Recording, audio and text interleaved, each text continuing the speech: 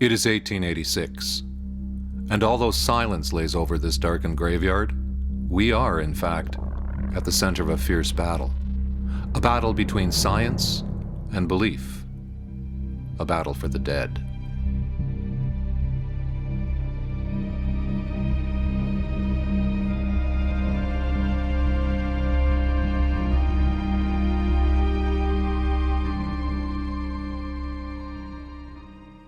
In the 1880s, Kingston was plagued by grave robberies. Where did the bodies go? The answers can be found here, in the medical school at Queen's University. In the Victorian age, a cadaver was a vital part of every medical student's education. Dr. Southwood Smith, Westminster Review, 1827. The basis of all medical and surgical knowledge is anatomy. The organs on which all of the important functions of the human body depend are concealed from the view. There is no possibility of ascertaining their situation and connections, much less their nature and operation, without inspecting the interior of this curious and complicated machine. Anatomy cannot be studied without the practice of dissection. Dissection cannot be practiced without a supply of subjects. With 200 medical students to train in a city with a population of just 14,000, students and professors had an insatiable need for fresh corpses. But the general populace was understandably reluctant to give up their dead. So in order to really understand what the public's perception of body snatching in Kingston was during the 1800s, that really hinges on the story of Burke and Hare, which was based out of Edinburgh, Scotland in 1822. And the Reader's Digest version of that is that they owned an inn, and that when somebody died, they realized they could make a profit by selling the body to the medical school there. And so this was fantastic news, of course, and made its way over to Kingston. And especially with the emergence of the medical school in 1854 in Kingston, this really increased the perception that bodies were going to be constantly at risk. So, what was a student to do with so few bodies and a need for a dissection specimen to complete their studies? Some options were safer than others. In one of the pamphlets that the Queen's Medical School distributed in order to try to attract students there, they commented that the penitentiary and numerous penitentiaries were located in and around Kingston, and that this provided really great sources of bodies, and therefore students should go there. There was one prisoner who was found decapitated, and this body actually made its way to the school, but it's unclear how many of the bodies actually made its way from the penitentiary to the school. This seems to be more of a PR marketing campaign, frankly, by the school than it did an actual source for bodies. With all legitimate avenues blocked, students were left with only one option.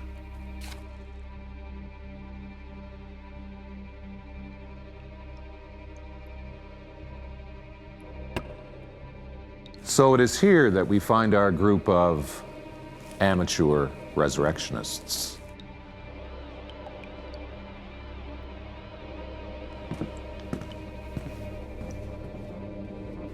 In whispers, they plot their crime.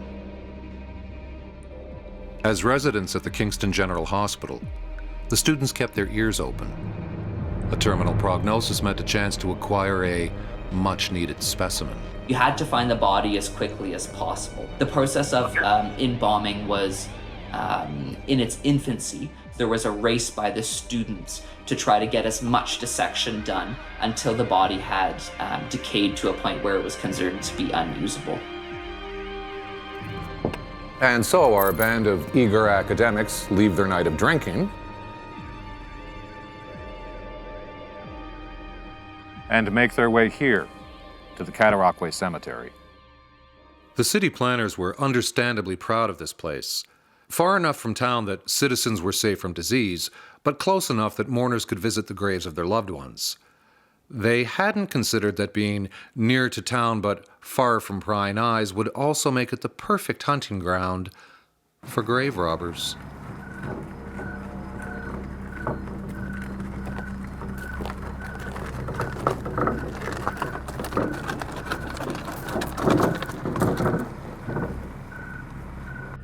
approach is stealthy.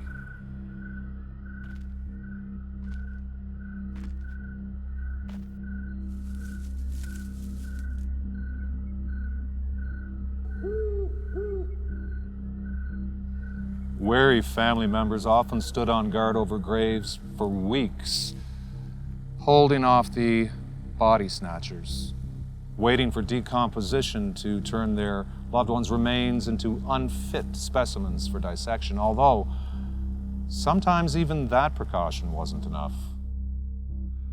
In one notable case, a man charged with guarding a grave was confronted by a visibly nervous mourner. He told the guard stories of grave robbers using dynamite and gunpowder to blow open graves. The guard, choosing self-preservation over duty, abandoned his charge, leaving the mourner, a medical student, free to retrieve his cadaver. But tonight, our resurrectionists are in luck. They hide their lantern. The glow can be seen for miles in this lightless countryside.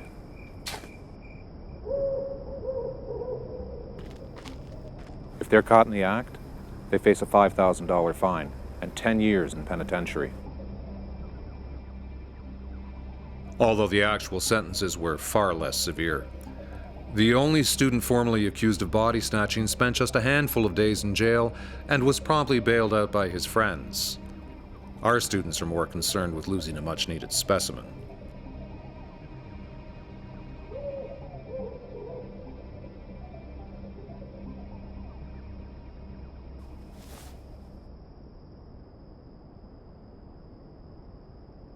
Their grim task complete, their next challenge is to get the body into town.